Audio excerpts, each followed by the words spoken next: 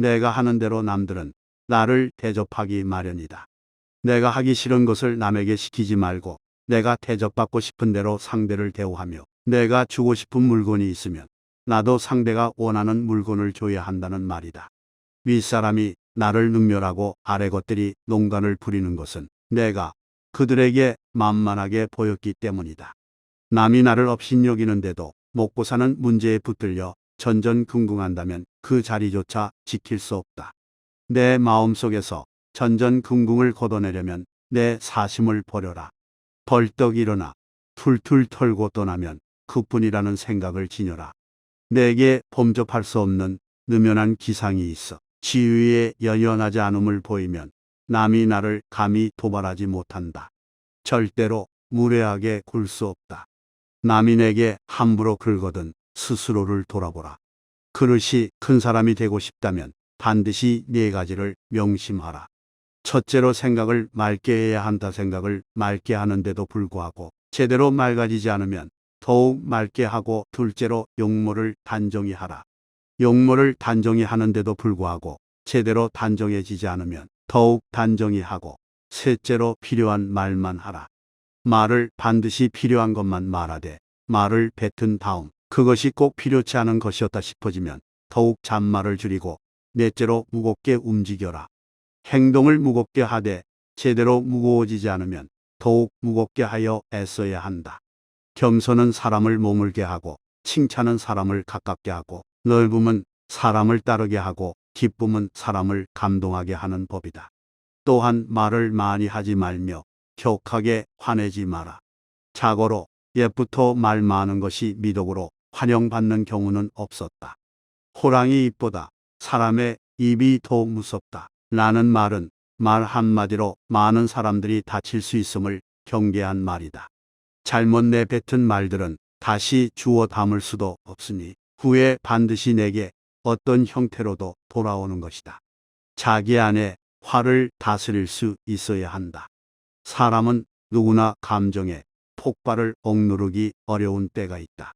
그러나 한 가지 확실한 것은 흥분해서 자제력을 잃으면 그 분노는 자신의 몸을 망치는 도끼가 될 것임을 명심해야 한다.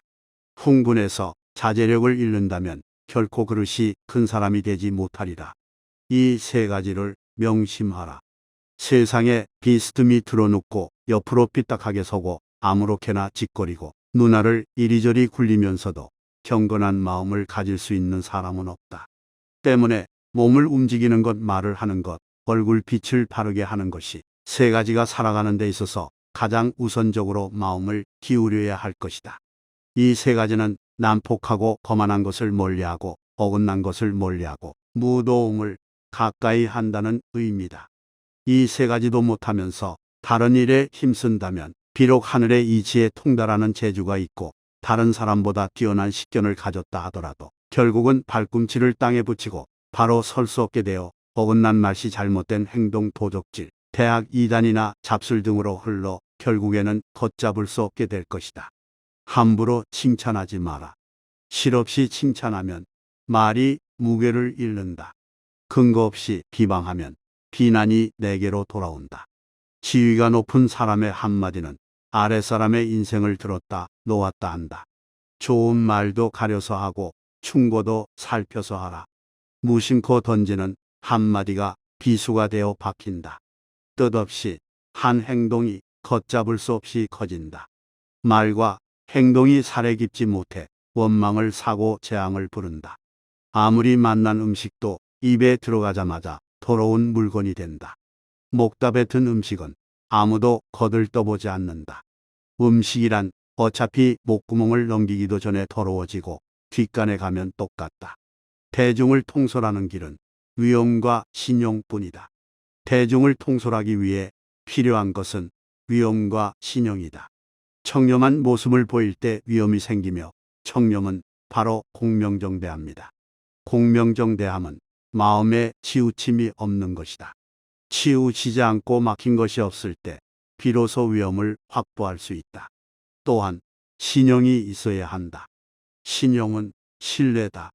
지시와 명령만으로 사람을 다스리는 것에는 분명히 한계가 있다. 자신이 남으로부터 신용을 얻어야 하며 그 자신 또한 다른 사람을 신뢰할 수 있어야 한다. 사람을 통솔하는 능력은 다른 사람을 움직이게 만드는 능력을 말한다. 끊임없이 독서하라.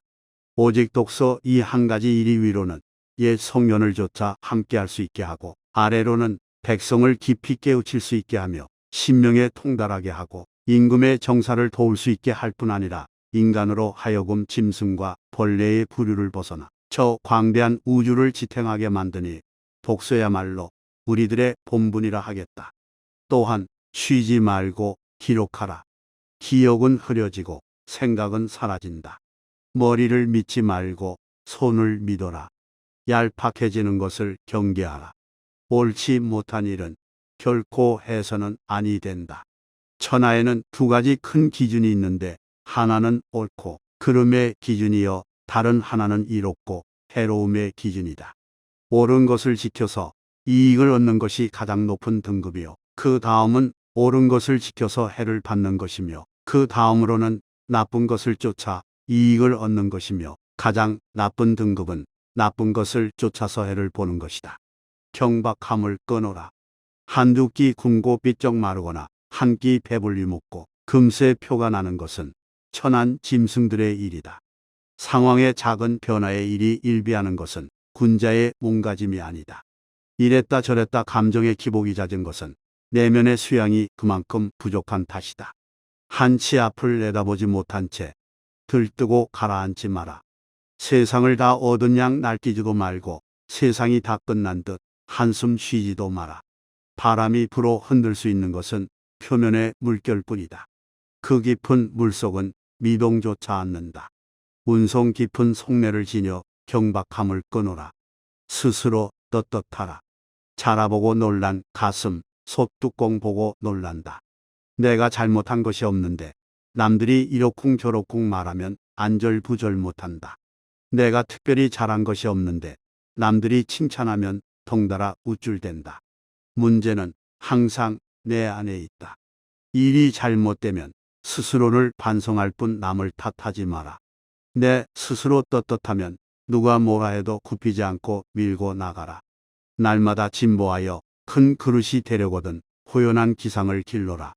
평소 사용하는 말에도 주의를 기울여라. 배움은 깨달음이다. 깨달음은 그릇된 것을 아는 것이다. 평소 사용하는 말부터 그릇된 것을 하나하나 바로잡아 나간다면 그릇이 큰 사람이 될 수 있을 것이다.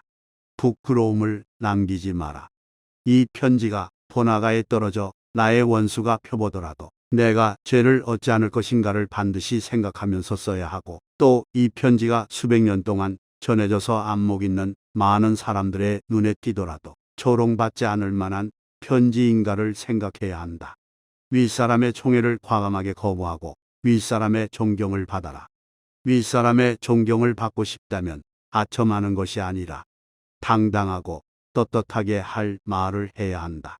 윗사람 앞이라고 주눅들지 말고 아닌 것을 아니라고 얘기해야 한다.